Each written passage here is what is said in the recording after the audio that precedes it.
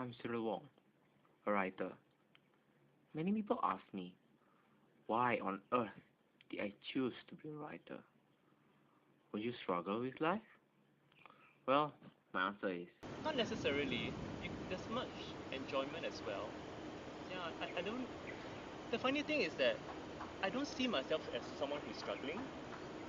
I think a lot of people like to see that, oh, you poor thing, you starving, you no money, like, so I'm okay. I have no goals in life. I have no aspirations to be anything more than what I am. That's who I am. however, something has been boggling my mind these past few days. Singapore may seem to be a beautiful city for many, but as for me, Singapore is just Mostly bullshit, based on lies, repression, censorship, people trying to fit in when you don't have to, in order to feel happy, when really a greater happiness is afforded to those who are willing to be alone in society. I found that happiness for myself, so I know that society is mostly built on illusion. I never felt ashamed of what I did. Basically, I just did my own thing. I don't have any fear about how am I going to face people after I write this. fearless. Indeed, I am. Actually, I have something to share you all. It was when I met this neighbor of mine. 'Cause I knew you were trouble when you walked in. So shame on me now, flew me to places I've never been. Till you put me down, oh, I knew you were trouble when you walked in.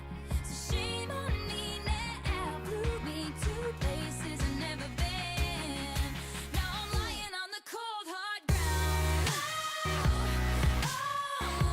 Trouble, trouble, trouble. Trouble, trouble. It's him again. What does he want? Is he interested in me? I think that the gay community and the LGBT community in Singapore has changed significantly over the past decade or so. Even though the Section 377A of the Penal Code is still obviously in question, but the legal methods are difficult to change.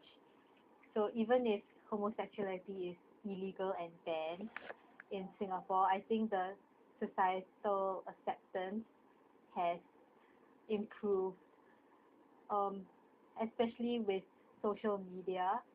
The gay community is generally has a more positive note, and there are like gay forums and people expressing their personal stories, and in general youth today are quite open towards it. However, there is a difference between the acceptance and the attitude towards homosexuality. So even if the acceptance has increased, the attitudes, which are more personal, may still be negative, but this has a large potential to be changed in the coming. Most people are sexually repressed anyway lah, It doesn't have to be Singapore. The whole world is so sexually repressed about, who they are, what they do. I think it makes people insane. So I try to use poetry to show, I guess, people as well as remind myself that one shouldn't be afraid to talk about things which are true. And the truth is, he is here for his need, for boredom that nudged us. Body tensing, urging me for a final release. I was frozen now. My mouth is filling with the load of his relief. My own need cooling in spurts, catching the hair on his chest. The smile would flash to set off my last like a random spark. And less than I had imagined, my neighbor was beneath me. Other people that meet gays, such a terrible thing, That's what I always said throughout my life. I'm very in line with this, what this philosopher said, Jean-Paul Sartre. Hell is other people. We are always worrying about what other people say, which is why other people form the hell that we have to navigate in. Because the moment we worry about what other people say, we are already in hell. You need to like mentally tell yourself, why should I give a damn about this? Then you're one step closer to heaven actually. So I don't really care. It's not something I think about. And well, I don't care. This is where we are right now. I'm not shy. Neither am I afraid. Even though this so-called liberal country treat us like a trash, I don't care. On the surface, it looks like we are a liberal country, considering we actually have like social media and stuff like that. We actually say anything we want on social media. We aren't exactly a liberal country, considering how stringent the government is with our Singapore press, and the fact that you should have to apply to speak at Hong Lim Park actually say something. And then not to forget, there's actually like some instances where you post some racist comments on the social media and they actually get sanctioned by the government. Not that it's not that it's unreasonable, because they do cause some harm in society, but if you think of it from the American perspective about freedom of speech, then yeah, you can say that we're not really liberal. The awkward shuffle to the door, back in our homes.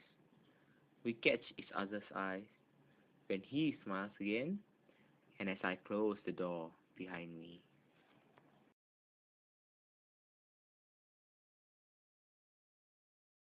Singapore may be a liberal country, but certainly there are certain rules and norms that we need to follow as Asians. One of them is filial piety. Your parents may be hoping for your grandchildren from you, but instead of granting their wish, you follow your own will. And don't you think this way we have... I think this is the biggest issue with a lot of gay people that I talk to them about. You have to take a step back. Because they're your parents, you're very close to them, you're automatically not objective.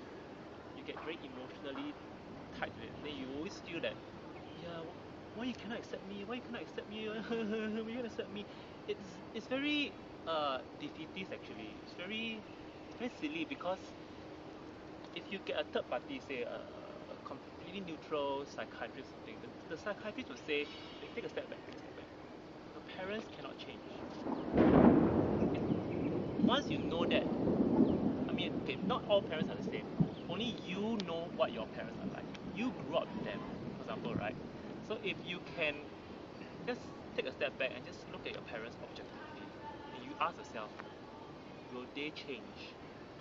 Or are they a product of their upbringing? If they are, right, then you have to learn to let it go, that they will never accept you. Or you just keep the relationship very open lah. You don't get angry with them. You don't get chocolate them for no reason like, bring your boyfriend and yell with them. You don't do that lah, You be polite, you be civil, you be warm if you need to be warm, you be compassionate. You be open to anything.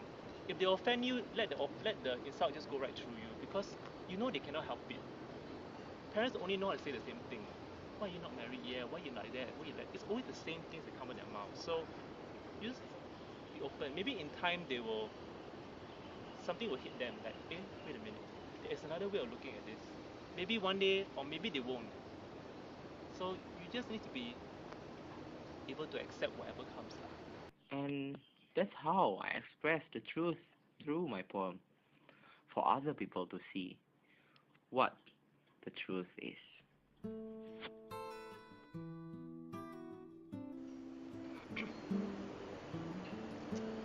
The neighbor. Less than I had imagined. My neighbor was beneath me, urging deeper into me. That smile he would flash from his window to set off my lust like a random spark was frozen now between a moan and an apology. As if he was sorry for his need, for boredom that nudged us past reservation to meet like this. Visions grazing, bodies tensing for a final release. My mouth filling with the load of his relief. My own need cooling in spurts, catching in the hair on his chest. Then the swabs of tissue. Then the awkward shuffle to the door. And that smile again as he closed it behind me. Back in our own tones, we catch each other's eyes from our windows once more. He does a little dance with his hips and both hands in the air, laughing without a sound, as if to dispel any newfound strangeness between us. I return a smile even as I sense its heaviness upon my face, and signal to my laptop on the table, meaning to say I think I will work now, meaning I would write a poem about this. He seems to understand. Still smiling, he bends to turn on his television, then walks to his couch, tossing me a last look before he falls out of view, and I compose my first